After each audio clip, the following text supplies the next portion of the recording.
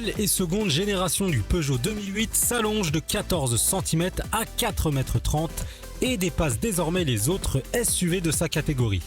Plus totalement urbain, il entre presque dans celle des crossovers compacts.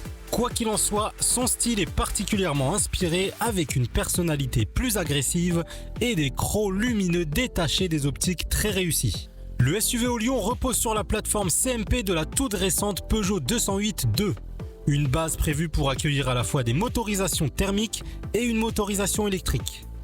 Pour cette déclinaison à batterie, le 2008 est rebaptisé i2008 et limite ses distinctions extérieures à des petits E bleus sur les ailes avant et le haillon, un lion à moitié teinté de bleu à l'avant et à l'arrière, ainsi qu'une grille de calandre qui troque ses décorations verticales chromées pour une variante horizontale couleur carrosserie. À l'intérieur, la différence entre thermique et électrique est encore moins flagrante puisque seule l'absence de palette au volant comparée aux motorisations essence et diesel équipées de la boîte automatique EAT8 peut être observée. Contact allumé, des affichages propres au i2008 sur l'écran digital du e-cockpit et celui du centre pour le multimédia renseignent sur le niveau de charge des batteries et l'utilisation du moteur électrique. Celui-ci développe 136 chevaux et 260 Nm de couple alimenté par une batterie de 50 kW de capacité brute. L'autonomie annoncée en cycle WLTP est de 310 km.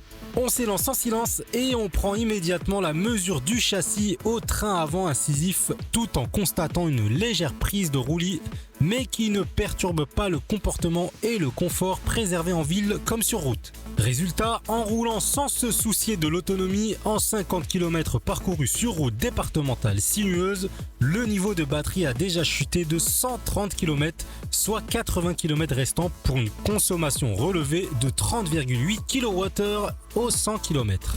En utilisation normale, dépasser les 200 km paraît réalisable, pas davantage.